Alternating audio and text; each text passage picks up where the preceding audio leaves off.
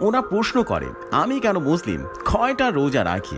10 বছর সুখে সংসার করা সোহা আলী খান এবং কুনাল খেমো কন্যা সন্তানের অভিভাবকও তারা, কিন্তু এক সময় এই সম্পর্ক তৈরি করতে কাঠখড় পোড়াতে হয়েছিল।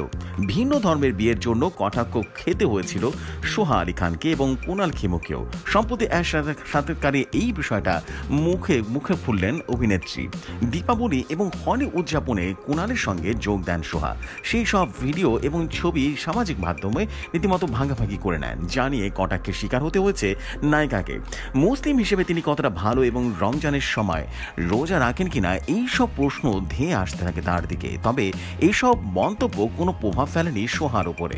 অভিনেত্রী এই প্রসঙ্গে বলেন, আমার গায়ের চামড়া মোটা হয়ে গেছে, কিছু যায় আসে না তাতে, কিন্তু একটা জিনিস দেখে খুব অবাক হয়ে কিছু পোস্ট করলেই লোকজন আমার ধর্ম নিয়ে কথা বলতে শুরু করে। তার কারণ আমি একজন হিন্দুকে বিয়ে করেছি।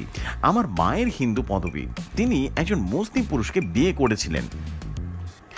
ধর্ম নিয়ে কটাক্ষের বিষয়ে অভিনেত্রী বলেন, দীপাবলিতে আমি কিছু পোস্ট করলেই ওরা রীতিমতো প্রশ্ন করেন আমি কেন মুসলিম বা আপনি কেমন মুসলিম, রমজানে কয়টা রোজা রাখেন। তবে এইসবে আমার কিছুই যায় আসে না, তবে আমি সবই লক্ষ্য করি।